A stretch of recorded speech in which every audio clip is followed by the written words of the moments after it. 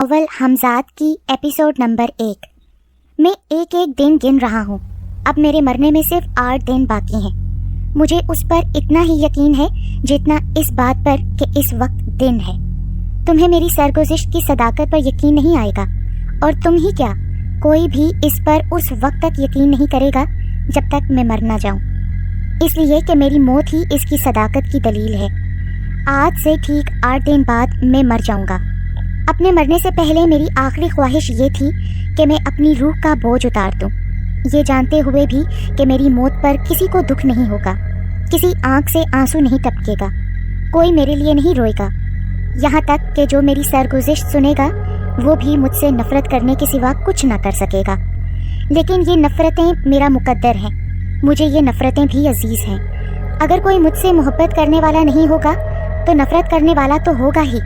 میں اس عذاب میں نہیں مرنا چاہتا کہ مجھ سے نفرت بھی نہیں کی گئی، سو میں تمہیں بھی اپنی سرگزشت اس لیے نہیں سنا رہا ہوں کہ تم مجھ سے ہمدردی کرو، مجھ پر رحم کھاؤ۔ میں جانتا ہوں کہ تم چاہو بھی تو ایسا نہیں کر سکتے۔ میں تمہارا شکر گزار ہوں گا اگر تم مجھے اس آخری وقت میں کچھ نفرت ہی دے سکو۔ میں تمہیں پہلے یہ بتا دوں کہ میرے بھیانک اور جھریوں پڑے چہرے اور بقیہ جسم میں تضاد کیوں ہے۔ یہ دراصل عمروں کا فرق ہے۔ اس کی وجہ یہ ہے کہ میرے چہرے کی عمر اس وقت تقریباً 130 سال ہے، جبکہ میرے بقیہ جسم کی عمر صرف 25 سال ہے۔ میرے سارے وجود میں صرف چہرہ میرا اپنا ہے، بقیہ جسم آج سے تقریباً 10 سال پہلے میں نے حاصل کیا تھا۔ اس وقت میں اس بات سے بے خبر تھا کہ یہ جسم چند سال بعد ہی کینسر جیسے مہلک مرض میں مبتلا ہو جائے گا۔ میں اس جسم کی جگہ کوئی اور صحت مند جسم حاصل کر سکتا تھا، اور اب بھی کر سکتا ہوں، مگر اس 10 سال کے عرصے میں مجھے اس جسم سے محبت سی ہو گئی ہے۔ دوسری بڑی وجہ یہ ہے کہ میری عمر اب ختم ہونے والی ہے۔ اگر میں اپنا بقیہ جسم بدل بھی لوں تو کیا حاصل؟ لیکن یہ سب جاننے کے لیے تمہیں میرے ماضی میں سفر کرنا پڑے گا۔ میرا ماضی جو کوئی نہیں جانتا، لوگ صرف اتنا جانتے ہیں کہ میرا نام شیخ کرامت ہے اور میں چنگام کا ایک رئیس ترین شخص ہوں، اور اتفاق سے میرے معدے میں کینسر ہو گیا ہے جس کا علاج ڈاکٹر انوار الحق کر رہے ہیں۔ میرے ماضی سے سب لا علم ہیں۔ انہیں علم ہے تو یہ کہ میں اب سے 5 سال پہلے ڈھاکہ سے یہاں منتقل ہو گیا ہوں، اور میرا تعلق ہندوستان کے کسی شہر سے ہے۔ اس 5 سال کے عرصے میں میرے بارے میں لاتعداد افواہیں بھی مشہور ہو گئی ہیں، جن کی تردید یا تائید کرنا میں نے کبھی ضروری نہیں سمجھا۔ میں تمہیں اپنی سرگزشت شروع سے سناؤں گا۔ مجھے امید ہے کہ اپنی زندگی کے بقیہ 8 دن میں تمہیں اپنی سرگزشت سنا دوں گا، تو سنو۔ میں نے جب ہوش سنبھالا تو مجھے معلوم ہوا کہ میں والدین کے مہربان سائے سے محروم ہو چکا ہوں، اور میرے قریبی رشتہ داروں میں صرف میرے نانا اور نانی زندہ ہیں جو میری پرورش کر رہے ہیں۔ یوپی کا شہر بدایوں جہاں میں پیدا ہوا علم و فضل، دینی تعلیم اور اولیاء اللہ کے لیے مشہور تھا۔ میں نے بھی اسی ماحول میں آنکھ کھولی۔ مجھے بچپن سے ہی دینی تعلیم دی گئی۔ بچپن ہی سے میں نماز روزے کا سخت پابند تھا۔ میں نے عربی فارسی میں خاصا کمال حاصل کر لیا۔ میرے نانا کا تعلق درس و تدریس سے تھا، انہوں نے مجھے بھی اسی پیشے کے لیے تیار کیا۔ وہ مجھے اپنی زندگی ہی میں اس قابل بنا گئے کہ میں عربی اور فارسی کا درس دینے لگا تھا۔ جب میری عمر 20 سال کے قریب ہوئی تو میرے بوڑھے نانا اور نانی بھی میرا ساتھ چھوڑ چکے تھے۔ میں اب تنہا اس بڑی حویلی میں رہتا تھا، جس میں میرے نانا اور نانی کے ساتھ رہنے کے باوجود مجھے خوف آتا تھا۔ وہ حویلی بہت بڑی تھی، جس کا ایک بڑا حصہ وقت کے سرد و گرم جھیل کر خراب ہو چکا تھا۔ بقیہ حصے میں میری رہائش تھی۔ میں نے کبھی اس بقیہ شکستہ حصے میں جانے کی ہمت نہیں کی۔ اس حصے سے مجھے ایک عجیب سا خوف محسوس ہوتا تھا۔ نانا کے انتقال کے بعد میری گزر بسر کا دور و مدار صرف درس و تدریس پر تھا، لیکن یہ آمدنی انتہائی قلیل تھی جس میں بمشکل میری گزر بسر ہوتی تھی، بلکہ اکثر مجھے بھوکا ہی سونا پڑتا تھا۔ محلے پڑوس کے کچھ بچے مجھ سے پڑھنے آ جاتے تھے، جن کے والدین نقدی کی صورت میں کبھی کبھار کچھ دے دیتے تھے۔ ہاں یہ تھا کہ محلے کے مختلف گھروں سے میرے لیے کھانا ضرور آ جاتا تھا، اور تہوار پڑنے پر کوئی نہ کوئی میرے لیے ایک آدھ جوڑا سستے کپڑے کا بنوا دیتا تھا۔ میں جوان تھا، میری رگوں میں تازہ خون گردش کر رہا تھا، مجھ میں امنگیں تھیں، آرزوئیں تھیں۔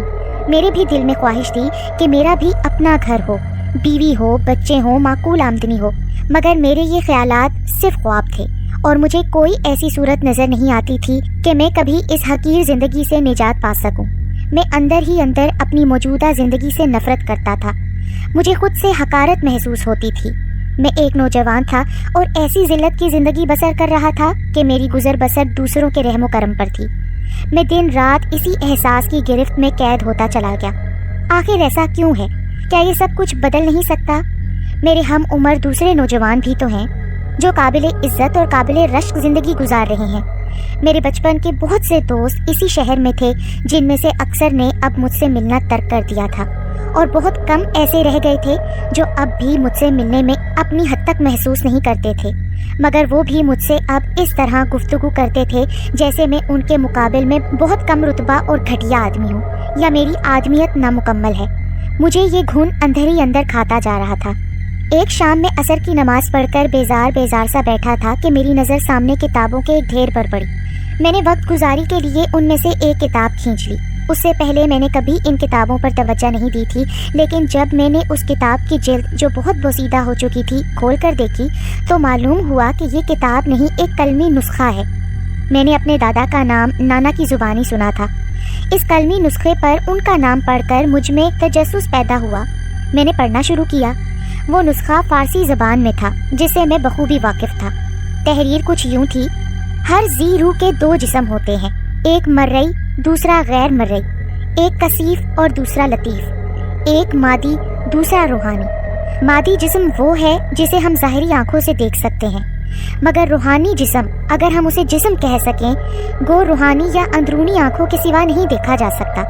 اگرچہ روحانی جسم کی پیدائش مادی جسم کے ساتھ ہی ہوتی ہے، مگر مادی جسم کے فنا ہو جانے کے بعد بھی روحانی جسم زندہ رہتا ہے۔ تصویر لینے والے کیمرے کا شیشہ اگر اتنا لطیف ہو کہ مادی اور روحانی ہر دو اجسام کی تصویریں ایک ساتھ لے سکے، تو مشاہدہ کرنے والا چاہے لاکھ باریک بین ہو، یہ نہ بتا سکے گا کہ جس میں لطیف کی کون سی تصویر ہے اور جس میں کثیف کی کون سی۔ اسے یہی معلوم ہوگا کہ ایک شخص کی دو تصویریں ایک ہی وقت میں لی گئی ہیں۔ المختصر جو اپنا ہم شکل ہوگا وہی ہمزاد ہے، یا یوں سمجھ لو کہ جس میں لطیف کا دوسرا نام ہمزاد ہے۔ میں بڑے شوق و جستجو کے ساتھ یہ قلمی نسخہ پڑھتا رہا۔ اس میں جسم لطیف کا یا ہمزاد کی صفات کے بارے میں بھی تحریر تھا۔ مثلاً پلک جھپکتے ہی ہمزاد دنیا کے ایک سرے سے دوسرے سرے تک جا کر واپس آ سکتا ہے، پہاڑوں کی بلندیوں اور سمندروں کی گہرائیوں کی خبر لا سکتا ہے، بڑی سے بڑی وزنی شے جسے سینکڑوں آدمی مل کر نہیں اٹھا سکتے، اکیلا کہیں سے بھی اٹھا کر لا سکتا ہے۔ وہ مشکل سے مشکل مسائل حل کر سکتا ہے جنہیں حل کرنا عقل انسانی کی دسترس سے باہر ہے۔ سخت اور مہلک بیماریوں کے علاج تجویز کر سکتا ہے، مستقبل میں جو کچھ ہونے والا ہے اس سے آگاہ کر سکتا ہے، مدفون خزانوں کے راز بتا سکتا ہے، گمشدہ لوگوں کا پتہ لگا سکتا ہے، لوہے اور پتھر کی دیواروں میں سے گزر سکتا ہے، خطرناک سے خطرناک جانوروں کو ٹھکانے لگا سکتا ہے، دیو ہیکل سے دیو ہیکل شخص یا اشخاص کو زیر کر سکتا ہے۔ اس کے علاوہ لا تعداد اور پراسرار قوتوں کا مالک ہے۔ میں وہ قلمی نسخہ حیرت اور دلچسپی سے پڑھتا رہا اور ایک مرتبہ تو پڑھتے پڑھتے میں اچھل پڑا۔ اس میں لکھا تھا کہ جسم میں لطیف یا ہمزاد کو قبضے میں بھی کیا جا سکتا ہے، اور اس کے پاس جو قوتیں ہیں ان سے کام لیا جا سکتا ہے، لیکن اس کے لیے سخت ترین ریاضت اور مجاہدے کی ضرورت ہے۔ اس قلمی نسخے میں وہ تمام عمل درج تھے۔ میں اسے پڑھ کر جیسے خوابوں میں کھو گیا۔ کیا میرے خدا نے میری سن لی؟ کیا میرے دن بدل جائیں گے؟ اس وقت مغرب کی اذان ہوئی اور میں نے اٹھ کر وضو کیا، صدقے دل سے اپنے خالق کے حضور جھک گیا۔ جب میں نے دعا کے لیے ہاتھ بلند کیے تو میری آنکھوں میں آنسو تھے۔ میں نے اللہ کا شکر ادا کیا۔ نماز پڑھنے کے بعد میں رات گئے تک اس قلمی نسخے کا مطالعہ کرتا رہا، اور اس کے دوسرے ہی دن میں نے اپنے لیے ایک عمل کا انتخاب کیا، مگر عمل کا یہ وقت وہ تھا جب میں بچوں کو پڑھایا کرتا تھا۔ بچے آئے تو میں نے ان سے کہہ دیا کہ آج سے میں تمہیں نہ پڑھا سکوں گا، اس لیے کہ میں اس وقت ایک ضروری کام کرنا چاہتا ہوں۔ بچے چلے گئے اور اس کے ساتھ ہی میری 2 وقت کی روٹی بھی لے گئے۔ میرے پاس بہت ہی کم پیسے جمع تھے، جن سے میں نے یہ انتظام کیا کہ جتنے عرصے میں عمل میں مصروف رہوں میرے کھانے پینے کا انتظام ہو جائے۔ کسی کے سامنے ہاتھ پھیلاتے ہوئے مجھے شرم آتی تھی، حالانکہ اگر میں چاہتا تو اپنے کسی دوست یا شناسہ سے کچھ رقم ادھار لے سکتا تھا، مگر ادھار لے کر ادائیگی کہاں سے کرتا؟ پھر اپنے اندر اتنی ہمت کہاں سے لاتا کہ دستے سوال پھیلا سکتا؟ عمل کے لیے ضروری تھا کہ میں کم سے کم لوگوں سے ملوں، سو میں نے عمل شروع کرنے سے پہلے اپنے ملنے جلنے والوں اور دوست احباب کو اس بات سے مطلع کیا کہ میں ایک کتاب لکھ رہا ہوں جس کے لیے یکسوئی چاہیے، اس لیے وہ مجھ سے اس عرصے میں نہ ملیں۔ انہوں نے میری بات کا خوب جی بھر کے مذاق اڑایا۔ مجھے ان کی وہ ساری باتیں بہت کڑوی محسوس ہوئیں، مگر خون کے گھونٹ پی کر رہ گیا۔ میں انہیں یہ بات ہرگز نہ بتانا چاہتا تھا کہ میں کوئی عمل کرنے والا ہوں۔ یہ ہدایت بھی اس کلمی نسخے میں درج تھی کہ سوائے اپنے مرشد کے یا اس شخص کے جو تمہارے لیے عمل تجویز کرے، کسی اور کو اس راز سے آگاہ نہ کرو کہ تم ہمزاد کے لیے عمل کر رہے ہو۔ میں نے یہ تمام تیاریاں کر کے ایک مرتبہ پھر کلمی نسخہ نکالا اور ان ہدایات کو غور سے پڑھنے لگا جو عمل کے دوران ضروری تھیں۔ مثلاً حاملہ عورت عمل نہ کرے، جس شخص کا کوئی عضو خراب ہو، مثلاً ہاتھ پاؤں کٹا ہوا ہو یا بدن میں نمایاں نقص ہو، وہ عمل نہ کرے۔ جس شخص کو دماغی مرض ہو، مثلاً سکتہ یا مرگی وغیرہ، عمل نہ کرے جب تک کہ پوری طرح تندرست نہ ہو جائے۔ زخمی حالت میں عمل شروع نہیں کرنا چاہیے، خواہ انتہائی معمولی زخم ہو۔ بواسیر کے مریض کو عمل نہ کرنا چاہیے۔ فعل حیوانی کے عادی شخص کو عمل نہ کرنا چاہیے، کیونکہ عمل کے دوران مجامت سے قطعی پرہیز کرنا پڑے گا۔ میں نے خود کو ان تمام شرائط کا پابند پایا۔ اس کے علاوہ عمل کے دوران کے لیے بھی مختلف ہدایات درج تھیں۔ عامل عورت کے قریب قطعی نہ جائے، لوگوں سے ملنا جلنا بات چیت کرنا کم کر دے، گوشت انڈا مچھلی نہ کھائے، خوراک زود ہضم ہو، سادہ ہو، ہر روز نہائے اور سر میں مالش کرے۔ رات کا عمل ہو تو دن میں خوب سویا کرے، اونگھنے سے عمل باطل ہو جاتا ہے۔ عمل کے وقت شک و شبے کو دل میں نہ پیدا کرے۔ اپنی حفاظت کا مکمل انتظام کرے تاکہ دوران عمل کوئی نہ ٹوکے۔ عمل کرنے کی جگہ پر اپنی ضروریات کی تمام چیزیں رکھے۔ بہتر یہ ہے کہ بدن پر صرف ایک کپڑا رکھے، اور سائے کے ذریعے عمل کرنا ہو تو صرف چست جانگیا پہنے جو کہ سادہ کپڑے کا ہو۔ غصہ، لڑائی جھگڑا کسی سے نہ کرے۔ کتابوں کا مطالعہ کرتا رہے وغیرہ وغیرہ۔ ان سب باتوں کے علاوہ جگہ اور وقت کی پابندی انتہائی ضروری ہے۔ میں نے اپنے عمل کے لیے عمل آفتابی کا انتخاب کیا تھا۔ اس عمل کے لیے ضروری تھا کہ سورج طلوع ہونے کے بعد شروع کیا جائے۔ میں نے سب سے پہلے جگہ کا انتخاب کیا۔ یہ جگہ کھلے میں تھی، شکستہ حصے اور میرے رہائشی حصے کے درمیان۔ میں نے حویلی کا پھاٹک اندر سے بند کیا اور منتخب جگہ پہنچ گیا۔ یہ 9-10 بجے کا وقت تھا۔ عمل مجھے صرف 2 گھنٹے کرنا تھا۔ میں نے فیصلہ کیا تھا کہ صبح 10 بجے سے 12 بجے تک عمل کیا کروں گا۔ میں نے اپنے تمام کپڑے اتار دیے۔ ستر پوشی کے لیے میرے جسم پر صرف ایک لنگوٹ تھا۔ میں سورج کی طرف پشت کر کے کھڑا ہو گیا۔ میرا سایہ میرے سامنے زمین پر صاف نظر آ رہا تھا، اور نزدیک و دور کوئی اور سایہ نہیں تھا، جیسا کہ ہدایت میں درج تھا، تاکہ میرے عمل کو کوئی دوسرا سایہ خراب نہ کرتے۔ اب میں نے حسب ہدایت اپنے سائے کی گردن کے مقام پر خوب توجہ اور شوق سے دیکھنا شروع کیا۔ چند منٹ بغیر پلک جھپکائے سائے کو دیکھنے سے میری نظر کچھ تھکنے لگی، تو میں نے سائے سے نظر ہٹا کر اوپر آسمان کی طرف دیکھا۔ میں عمل کے وہ الفاظ بار بار دہرا رہا تھا جو اس کلمی نسخے میں تحریر تھے۔ میں نے دیکھا آسمان پر وہی سایہ دھندلا دھندلا سا نظر آ رہا تھا جو کچھ دیر پہلے میں زمین پر دیکھ رہا تھا، خود میرا اپنا سایہ۔ میں نے پلک جھپکائی تو آسمان سے سایہ غائب ہو گیا، اور پھر میں نے دوبارہ اپنی ساری توجہ زمینی سائے کو دیکھنے میں صرف کر دی۔ میں کچھ انہی ہدایت کے مطابق کر رہا تھا جو میں نے کلمی نسخے میں پڑھی تھی۔ یہ عمل مجھے پورے 40 دن تک کرنا تھا۔ مجھے عمل کرتے ہوئے تقریباً 31 دن گزر چکے تھے، لیکن اب تک کوئی خلاف معمول بات ظہور پذیر نہیں ہوئی تھی۔ آج جمعرات کا دن تھا اور میں حسب معمول عمل کرنے میدان میں پہنچ گیا تھا۔ اس دن عمل شروع کرنے کے کچھ دیر بعد ہی مجھے ایسا محسوس ہوا کہ زمین میرے پیروں کے نیچے ہل رہی ہے۔ میں نے کچھ دیر تو اپنی حالت پر قابو رکھا، مگر جب مجھے اچانک ایک زور کی گڑگڑاہٹ سنائی دی اور ایسا لگا کہ حویلی کا پختہ حصہ میرے اوپر گرنے والا ہے، تو میں تو گھبرا گیا۔ میں نے عمل چھوڑ کر ایک دم گرتی ہوئی حویلی کی طرف دیکھا تو یہ دیکھ کر حیران رہ گیا کہ حویلی تو جوں کی توں تھی۔ اب نہ گڑگڑاہٹ تھی، نہ زمین ہلتی محسوس ہوئی تھی۔ میرے پورے 31 دن کی محنت اکارت ہو چکی تھی۔ اب مجھے دوبارہ شروع سے عمل کرنا تھا، اس لیے کہ کلمی نسخے میں لکھا تھا کہ اگر عمل کسی بھی سبب سے 2 گھنٹے کے دوران رک جائے تو دوبارہ شروع سے دن گنے جائیں اور شروع سے عمل پڑھا جائے، ورنہ کوئی نتیجہ نہ نکلے گا۔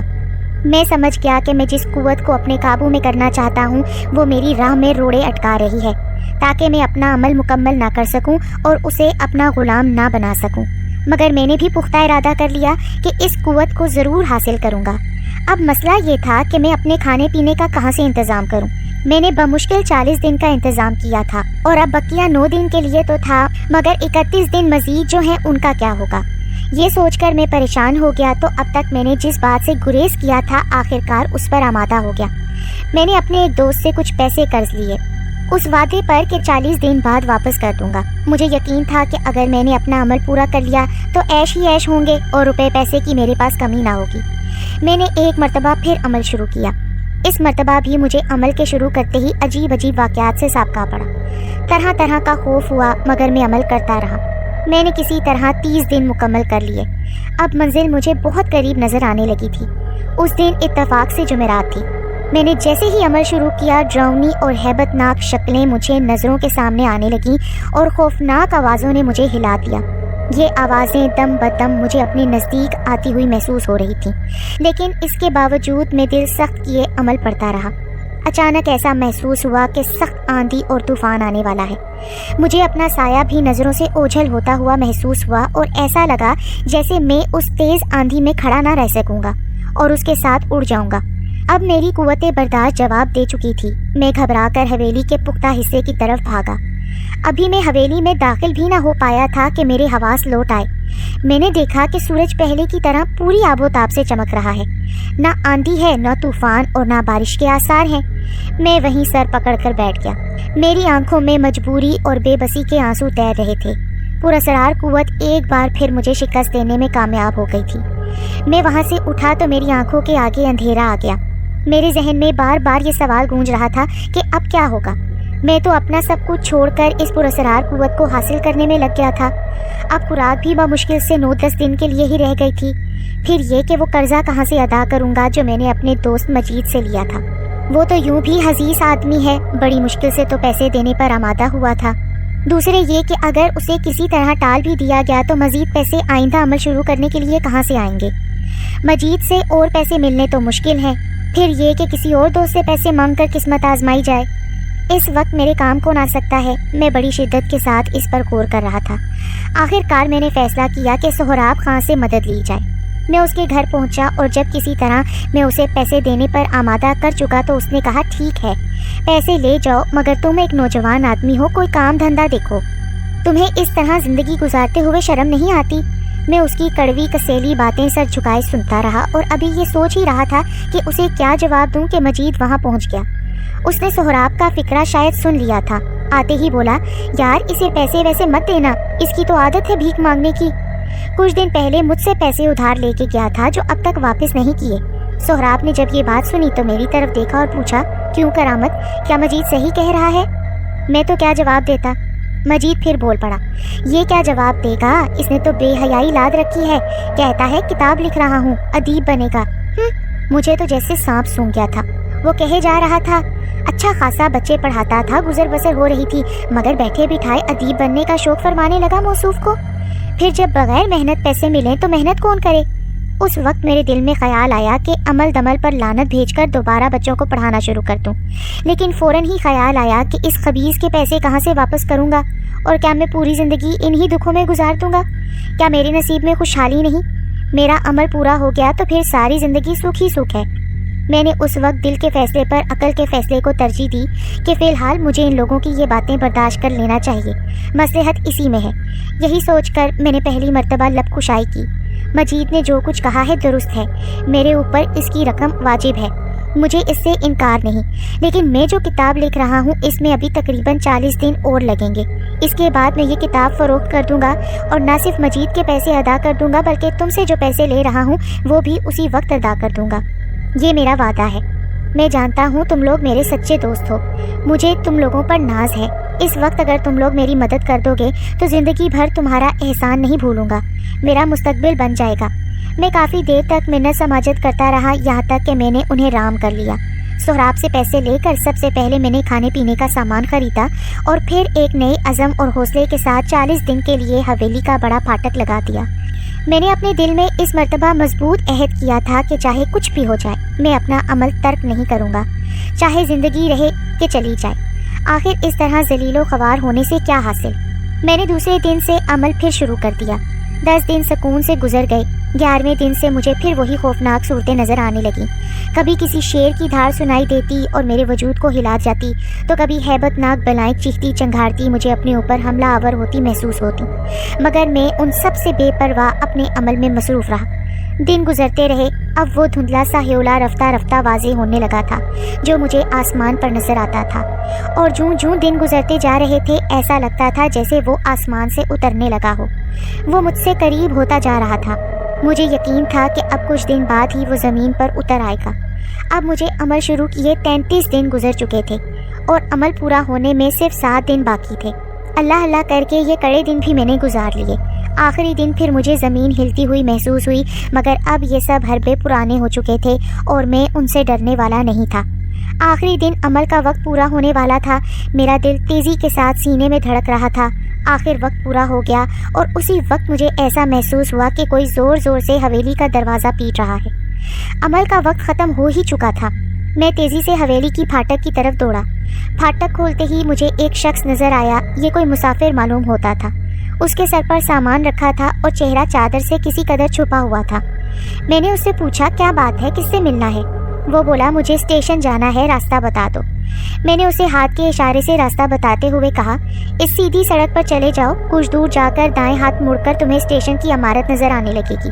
یہ کہہ کر میں پھاٹک بند کرنے ہی والا تھا کہ وہ بولا کیا میں چلا جاؤں؟ میں نے کہا ہاں جاؤ۔ وہ پھر بولا کیا میں واقعی چلا جاؤں؟ تم مجھے روکو گے تو نہیں؟ میں نے جھنجھلا کر کہا میں تمہیں کیوں روکوں گا بھلا، بڑی خوشی سے جاؤ۔ اس نے پھر کہا سوچ لو، میں پھر نہیں آؤں گا، پھر مجھے مت بلانا۔ پھر کہتا ہوں تمہیں مجھ سے کوئی کام تو نہیں، کیا میں تمہیں چھوڑ کر چلا جاؤں؟ اب تو مجھے غصہ آ گیا۔ عجیب آدمی ہو، کہہ دیا نا مجھے تم سے کوئی کام نہیں، میں تمہیں نہیں روکوں گا، نہ واپس بلاؤں گا۔ اچھا تو پھر میں چلتا ہوں۔ یہ کہہ کر مسافر نے اپنے چہرے سے چادر ہٹا دی۔ میں صرف اس کی ایک جھلک دیکھ سکا، لیکن اس سے پہلے کہ میں اس سے رکنے کے لیے کہتا وہ میرے دیکھتے ہی دیکھتے میری آنکھوں کے سامنے سے غائب ہو گیا۔ میں چیخا حمزاد، میرے حمزاد، مگر وہ جا چکا تھا اور اب دور دور تک سناٹا تھا۔ میں نے دیکھا کہ وہ ہو بہو میری شکل تھا، نقشہ، ناک، چہرہ، مورا، سب کچھ وہی، جیسے میں خود کو آئینے میں دیکھوں۔ تو میں نے اسے حاصل کر لیا تھا اور آزاد بھی کر دیا۔ میں نے سوچا اور مجھے چکر سا آ گیا، وہ مجھے اس بار بھی جل دے گیا، وہ خود میری اجازت سے چلا گیا۔ میں نے آخر یہ کیا کیا؟ میں وہ ہدایات کیوں بھول گیا جو کلمی نسخے میں درج تھیں کہ حمزاد یا جسم لطیف قابو میں آنے کے بعد بھی طرح طرح سے یہ کوششیں کرتا ہے کہ عامل خود اسے آزاد کرنے پر آمادہ ہو جائے۔ وہ ہر طرح عامل کو دھوکہ دینے کی کوشش کرتا ہے، مگر ایک مرتبہ عامل اسے اپنے قبضے میں کر لیتا ہے اور اس کے ساتھ حمزاد عہد و پیمان کر لیتا ہے۔ شرائط طے ہو جاتی ہیں تو حمزاد عامل کا ہر حکم بجا لانے پر مجبور ہوتا ہے۔ مجھے میرا حمزاد جل دینے میں کامیاب ہو چکا تھا۔ اس طرح ساری محنت اور ریاض بیکار ہو گیا تھا۔